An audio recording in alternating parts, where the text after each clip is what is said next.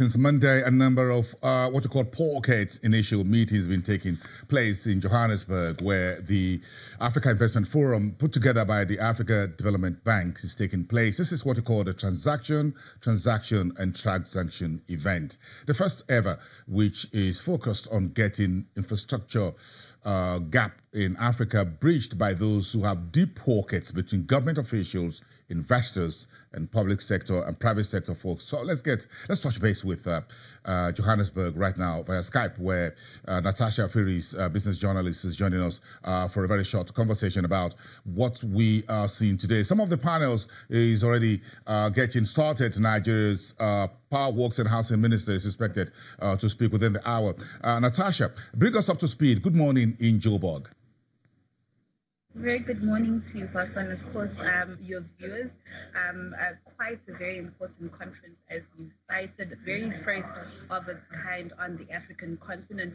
And, you know, just like all the speakers have been saying, that this is no talk shop. This is a place where deals have and will be signed. And of course, you know, the president, Dr. Adeshino, had said that he'd want to see 330 deals being concluded on Friday, which is the last day, you know, of the forum. And just to take you through this morning, how many, you know, deals we've been seeing signed.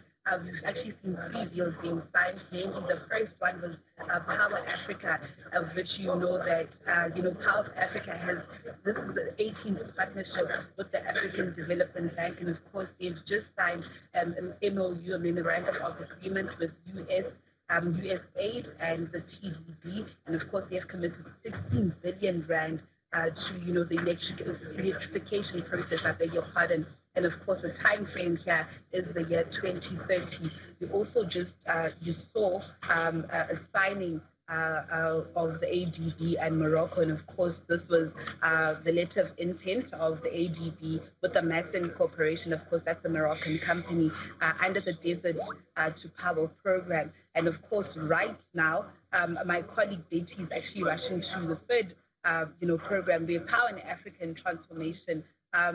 Will be also signing a deal with the African Development Bank. And of course, this is where the Nigerian Minister of Energy, Baba Tundi Fashola, will actually be attending. So quite a number of deals are actually being signed here. But of course, much emphasis is actually being placed on this not being a talk shop, but this, you know, all deals have to be underway. These deals have to somewhat, you know, being manifest. And also, this is very important because, you know, South Africa is actually regarded as the country with structural, I beg your pardon, economic take place about 6 to 7%. Natasha. And of Natasha, course, you know that, I mean. Yeah, Natasha, thank you very much for bringing us up to speed. What's going on today? Sorry, we have a bit of that Skype connection was a little bit unstable. Thank you very much. We got most part of what you said about more deals, less talks at the AIF. Nigeria's energy minister was called the Power, Works and Housing Minister is speaking on the panel. A lot of other Nigerian bigwigs are also there. We're expecting the NSIA CEO, which urged you to be at the event as well, including the Afro-Capitalist promoter.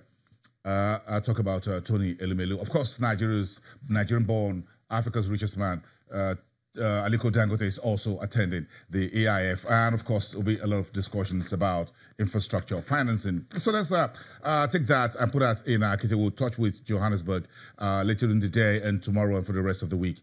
But let's touch base with the debt market. Jolomi Odongaro, who is an associate and team lead for fixed income at Afrinvest, is live here in our headquarters studios. Good morning, Jolomi. Good morning, boss. Investment is key, isn't it? Yes. We need the money, and the debt market is where to go when you're talking about long-term financing. Yeah, yes, it is.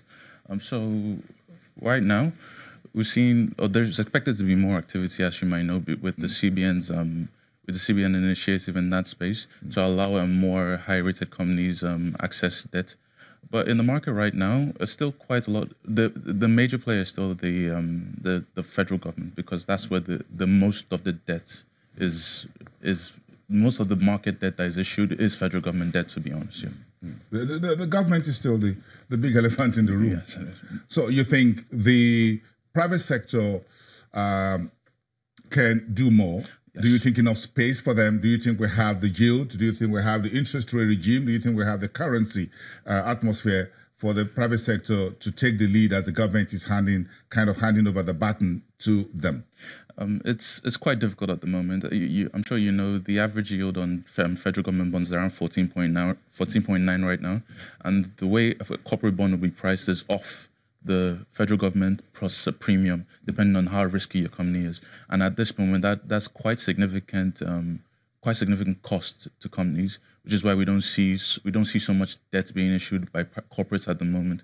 But it's still a space that you expect a lot of corporates to go into, given that the average loan you call from a bank on a prime lending rate is around 25 to the max lending rate of around 30, is quite significant comparatively. And this is actually long-term financing. Long-term financing allows you to plan better rather than a short-term loan from a bank. So how do we restructure the space for there's liquidity occasionally in the system, but this liquidity don't seem to flow into the long end of the market in terms of whether you're paying a monthly FARC or you're paying giving some Paris refund to state governments to pay salaries. They don't seem this huge money don't seem to flow into the long end of the market. That's because of the attractiveness of the short end of the market. The short end of the market. Then you also look at the expectation for yields going forward. If you look at what we're expecting going towards Q4 and later on towards the election is that we expect yields to rise. And so a prudent manager right now wouldn't invest at the long end of the market, rather waiting for yields to spike to a level where it's way more attractive than it is now. So you still have those pension funds that will still need to invest long-term for asset liability management. So you will see that later on in the year. But for now, the short end of the market is just too attractive.